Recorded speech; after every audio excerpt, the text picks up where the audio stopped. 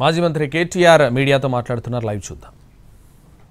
అదాని దొంగ, చౌకీదార్ చోర్ హే, అదాని ఫ్రాడ్ హే అంటనే ఉన్నాడు. మరి ఎందుకు 100 కోట్లు ఎందుకు ఇస్తున్నావు? కొసరు మాత్రమే ఎందుకు ఇస్తున్నావు? అసలు 12,400 కోట్ల ఒప్పందాలు ఎందుకు రద్దు చేస్తలేవు? మేమేదో చేసినామంటున్నావు, అవి కూడా రద్దు చేయి. మేము వద్దంటున్నామా? మేమేదో చేసినామంటున్నావు కదా, మేము చేయనే లేదు. మైక్రోసాఫ్ట్ ఇది అదాని అంటావు, నీ పరిజ్ఞానం అది. ఒకటి మాత్రం పక్కా, ఈ ముఖ్యమంత్రి ఆయన ఇంటి పేరు మార్చుకోవాలి. ఆయన అనుముల కాదు, అబద్ధాల రేవంత్. ఇంత పచ్చబద్దాలు చెప్తారండి ఎవడన్నా ముఖ్యమంత్రి అంటాడు? ఇంత దుర్మార్గమా? మైక్రోసాఫ్ట్ డేటా సెంటర్ని పట్టుకొని అదాని డేటా సెంటర్. అదేవిధంగా నేషనల్ హైవే ప్రాజెక్టులు మేము ఇచ్చినాం, రక్షణ శాఖ ప్రాజెక్టులు రాష్ట్ర ప్రభుత్వం ఇచ్చింది, ఎలక్ట్రికల్ ట్రాన్స్మిషన్ ప్రాజెక్ట్ అది కూడా కేంద్ర ప్రభుత్వ ప్రాజెక్టు మేము ఇచ్చినాం. ఇంత పచ్చి అబద్ధాలు చెప్పేటోడు అనుముల రేవంత్ రెడ్డి కాదు, అబద్ధాల రేవంత్ రెడ్డే. అందుకే నేను అనేది, ఈ కాయిదాలు, ఈ డ్రామాలు ఇవన్నీ పక్కకు పెడితే రేవంత్ రెడ్డి నీకు అసలు కేసీఆర్ గారి గురించి మాట్లాడతాడు. నిన్న సరే నన్నంటే తిట్టినావు, నీకంటే వయసులో చిన్నోనే కాబట్టి పడతా అనుకో. కేసీఆర్ గురించి మాట్లాడతావు, ఎంత ధైర్యం నీకు? నాకు అర్థం కాక అడుగుతా, ఏం తప్పు చేసిండు కేసీఆర్ గారు? అవుట్ రైట్గా అదానీ ఆఫర్ను రిజెక్ట్ చేయడమే కేసీఆర్ చేసిన తప్ప. KCR rejects Adanis offer. This is KCR. Red signal ఇచ్చిండు కేసీఆర్. దేశం మొత్తం ఇంకా అదాని గురించి తెలియకముందే మేల్కొన్న ముఖ్యమంత్రి కేసీఆర్. ఒక ఇక్కడనే కాదు, కేసీఆర్ గారు ఓపెన్గా యశ్వంత్ సిన్హా గారు రాష్ట్రపతి ఎన్నికల్లో పోటీ పడ్డప్పుడు ఓపెన్గా అడిగిండు, ఎవరి కోసం 10% బొగ్గు దిగుమతి అనే పాలసీ ఎవరి కోసం? ఒక వ్యక్తికి మేలు చేయడం కోసమే కదా అని గర్జించిన ఒకే ఒక్క ముఖ్యమంత్రి కేసీఆర్. నీలాగా కొడంగల్లో సిమెంట్ ప్లాంట్ కోసమో లేదా మీ మంత్రుల ఈడీ కేసులో రాజీ కోసమో చీకట్లో కాళ్ళు పట్టుకునే రకం కాదు కేసీఆర్ గారు. బరాబర్ బాజాప్తా అడిగిండు. నువ్వు బ్యాగులు మోసిన దొంగవు కాబట్టి అదే బురద మా మీద ఊస్తా, నువ్వు చేసే లుచ్చా పనులు ప్రపంచమంతా చేస్తుంది. నీలాగా గౌతమ్ బాయ్ అని చిల్లర పనులు చేసుకుంటూ ఆయన చుట్టూ తిరిగి మస్కా కొట్టే టైపు మేం కాదు, మాకు ఆ కర్మ పట్టలేదు. ఒకటి మాత్రం పక్కా చెప్తున్నా, నువ్వు ప్రశ్నించినా ప్రశ్నించకపోయినా, నువ్వెన్ని డ్రామాలు చేసినా, నేనేదో రాహుల్ గాంధీ గట్టిగానే వరకు దిగినవు రంగంలోకి, మాకు తెలియదని కాదు. రాహుల్ గాంధీ 2 ఫోన్ చేసి దొబ్బితే ఇక ఇజ్జత్ పోయింది, ఎట్లాగో మార్కెట్లో ఏదో ఒకటి చేయాలని చెప్పి కవరింగ్ కోసం నిన్న దిగినావు, తప్పు ఒప్పుకున్నావు. అదాని నుంచి 100 కోట్ల విరాళం ఏదైతే తీసుకున్నావో చెంపలు వేసుకున్నావు.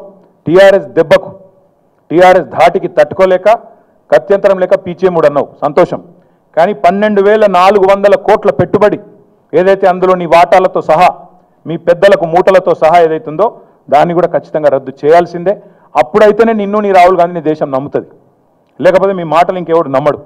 ఇంకొక మాట నేను అడుగుతా ఉన్నా, 5,000 కోట్లు ఇప్పుడే నేను అడిగిన, పంపుడు స్టోరేజ్ దాని పాలసీ ఎక్కడుంది చూపెట్టు, ఏ బేసిస్లో MOU చేసినావు చూపెట్టు. అట్లాగే మూసీని మురికి కూపంగా మార్చే అంబుజా సిమెంట్ ఫ్యాక్టరీ కోసం 1,400 కోట్ల పెట్టుబడి ఏ బేసిస్లో పెట్టుకున్నావు చెప్పు.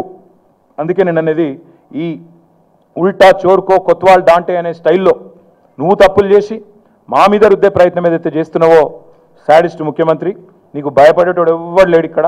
ఏం చేసుకుంటావో చేసుకో, నిన్ను మాత్రం తప్పకుండా ప్రజల తరపున ప్రశ్నిస్తూనే ఉంటాం, నిలదీస్తూనే ఉంటామని మళ్ళొకసారి చెప్తూ, దయచేసి మీడియా మిత్రులను కూడా కోరుతా ఉన్నాను. నిన్న ఒక మాట అడిగితే పాపం ఏం చేయాలని తెలియక ఒక మేమేమే బేబే అన్నాడు.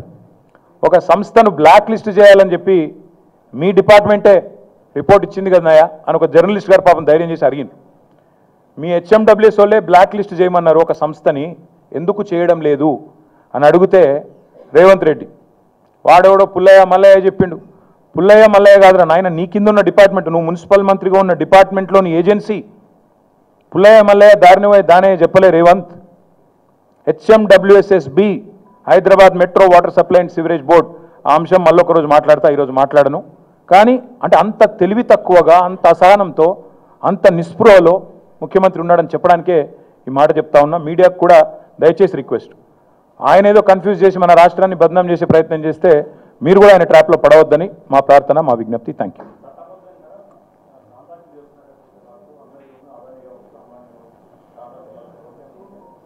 చట్టబద్ధంగా కాంట్రాక్టులు చేయవచ్చని మాకు ఇన్ని రోజులు తెలియదు, ఈయన వచ్చినాకనే తెలిసింది. కరెక్టే, ఇక ఈయనే చెప్పాలి మాకు చట్టబద్ధం గురించి. మేము ఒకటే చెప్తున్నాము బ్రదర్, మేము ఒకటే చెప్పేది, రాహుల్ గాంధీకి రేవంత్ రెడ్డికి అసలు ఒక శృతి సయోధ్య ఒకటే మాట మీద నిలబడే ఆలోచన ఉందా? అయితే ఆయన పిచ్చోడు లేకపోతే ఈయన పిచ్చోడు, ఇద్దరు ఎవడో కూడా తెలుసుకోమన్నాడు. ఒక రూమ్లో కూర్చొని ఇద్దరు ఎవడు పిచ్చోడు తెలుసుకొని బయటికి రమ్మన్నట్టు. అదాని ఫ్రాడ్ అని మొత్తం రాహుల్ గాంధీ ప్రపంచమంతా తిరిగి చెప్తాడా?